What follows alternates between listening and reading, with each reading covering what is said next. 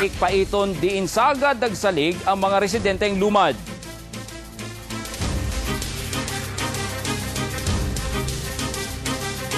Kapamilya, magpakabanata kung naa kay mga picture kung litrato o kaha video sa mga nahimo sa inyong komodidad para mapugnan ang global warming o kaha sumbong sa mga hitabo nga nakapasamot sa global warming. I-email kini sa tvpatrolsm@gmail.com o kaha itawag sa 0905-900-6006 para sa cellphone hotline o landline nga 296-1911. Pwede sabihin nyo kining ihatod din sa ABS-CBN Davao, Broadcast Avenue, Matina Hills, Davao City. Musunod, daghang marijuana gipanglarot sa PDEA o mga siklista nananom og kahoy sa talaingod sa pagbalik sa TV Patrol Southern Mindanao. Bahina hatod kaninyo sa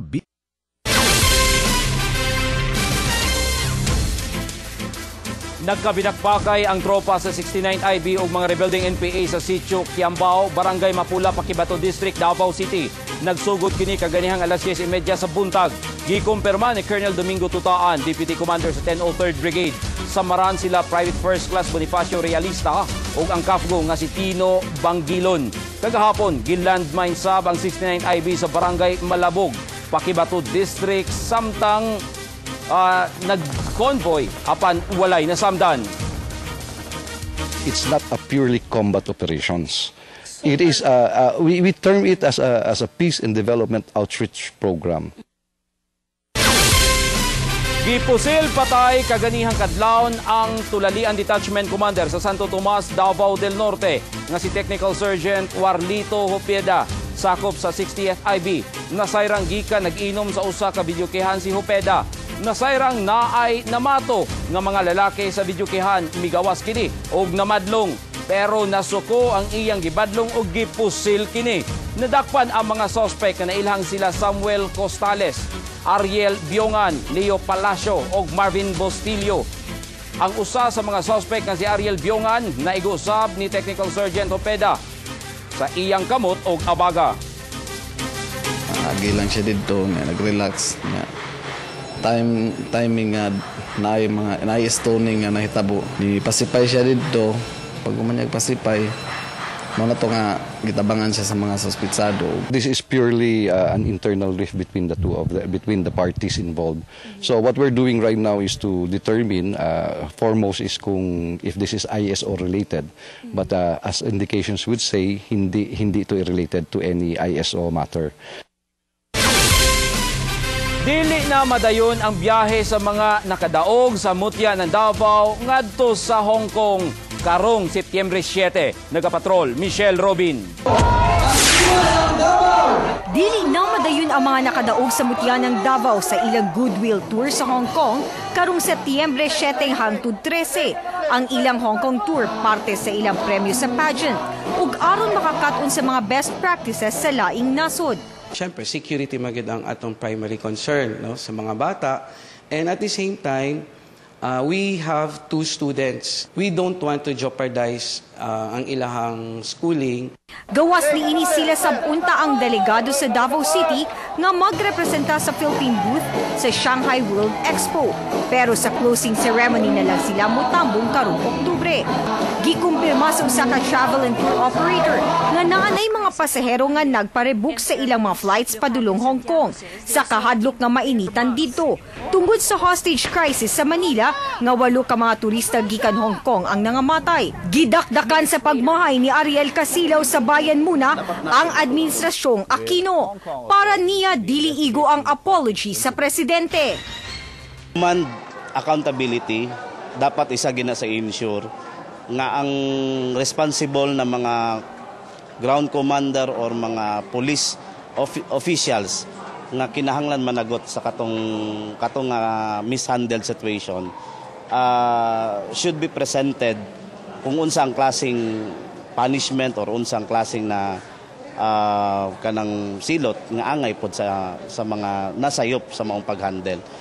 Ang China nagbahad nga dili tanggalon ang travel advisory sa Pilipinas hangtod walay klarong resulta sa investigasyon. Michelle Robin, Patrol ng Pilipino.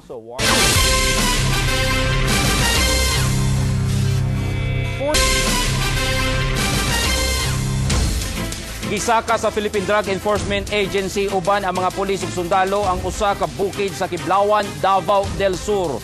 O gipang-ibot ang mga gipangtanom nga punuan sa marijuana ug bag-uhay lamang gikan dito sa bukid. Live nagapatrol Roderick Salas. Roderick. Layo ang gipangtamnan sa daghang marijuana nang adlawon pa ang raiding team ug naudtuhan na sa pag-abot.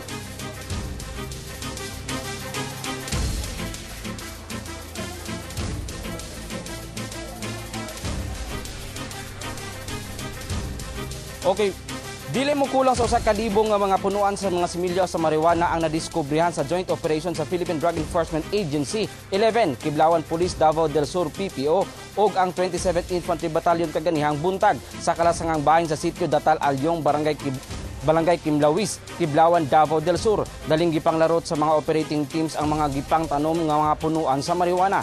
Gibana-bana ang ana-ana sa 8 ka bulan ang mga dagkong punuan sa marijuana.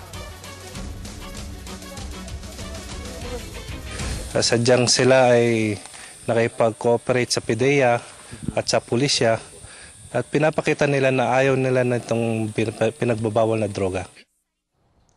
Ang kadaghanan sa mga gipanglarot nga mga punuan sa marijuana gipang sunog didto pa lang sa kalasangan samtang ang uban gidala tubangan sa munisipyo sa Kiblawan ug didto na gipang sunog. Paul. Roderick, asa ang suspect karon? Nadakpan ba sa PDEA? Paul, sa pag-raid kaganiha sa PDEA 11 o sa kapulisan, Paul, walay nadakpan nga suspect. Doon na sila lead apan di pag nila masuta kung mogid kini ang tinuod nga suspect na nanom sa marijuana. Samtang dili usab nila masuta kung kinsa ang tag-iya sa luna nga gitamnan. Paul. Salamat, Roderick Salas. Daling gipagawas ang mga empleyado sa Turil Community Cooperative Office o SSS Turil Branch human na diskubrihan ang usa ka bag nga gidudahang naay bomba. Sa video nga kuha ni Carlos Kilos, gihiktan o gibira sa luwas nga lugar sa bomb disposal unit ang bag sa gawas o gibutangan o blasting cap o gipabuto. Pag-able mga electronic tools radiay ang sulod. Way miangkon nga tag-iya sa bag, busa gihipos na lang dayon kini sa sato. Ang tao niya naay mga pulis. Nya nangutana mig unsa daw nya nay bag daw nga nabilin diya sa sulod sa ICCs. Ang paimangno lang nako nga iwasan yun pag bilin sa mga gamit. Arestado o gikasuhan na sa Sulu Police o robbery with homicide si Crisanto Aurena.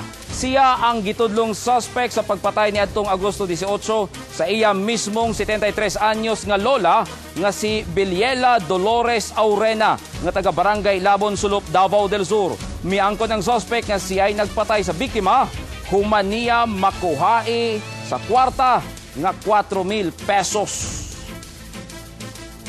Kung kayo katugod niya, sobra na panglimutan ako may ba. Ito nabuhat si yaw-yaw, lula na ko si yaw-yaw niya ito nasuko na yun ko. Proceed siya sa kuwan sa korte na file niya ang kaso. Sobra gatos ka mga residente sa Carmen, Davao del Norte ang nakabenepisyo sa libreng electrocardiogram test, random blood sugar test ug free dental check-up alang sa mga bata.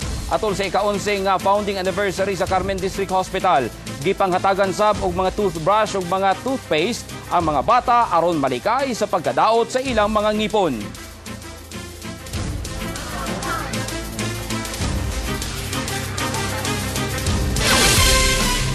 Pinagi sa protesta tubangan sa sangguniang panlungsod sa Davao City, gireklamo sa mga progresibong grupo ang para nila pag-arma sa militar sa mga lumad sa Pakibato District, Davao City nga pangontra sa NPA. Sa mga dokumentong ilang nakuha o ipresenta sa nga mga ebidensya, 211 ka mga lumad ang napalista nga mga kafgo. Pero sumala ni Dato Ruben Labawan, dili ang ayang pugan ang mga lumad nga mialsa kay di na kaagwanta sa pagpanghasi sa mga NPA nga daghan ang gipangpatay nga mga lumad. Gani dihang giambush sila Dato Labawan, tulo ang nangamatay. Hatag og dako kayong kagulyang sa mga lumad. Ginagamit nila ang mga lumad para sa anti-insurhensiya nga campaign, which is dili kini mao ang trabaho sa mga lumad, trabaho ni sa EFP. Nang hinaot kami nga kini mahimong dunggon sa sangguniang panglungsod sa ilahang mga regular sessions aron matag-an og hinanali nga investigasyon. We have to conduct a hearing on this and possibly to invite the people or members of the military and possibly task force the Davao. Mokadto ang kinatibukan sa TV Patrol Southern Mindanao. Gihatod namo ang mga balitang angayan ninyong masayran. Tungod kay bisan asa ang balita, tua kami. Nag-aalagad kaninyo sulod na sa 21 katuig, bisan asa sa kalibutan. Maayong gabi.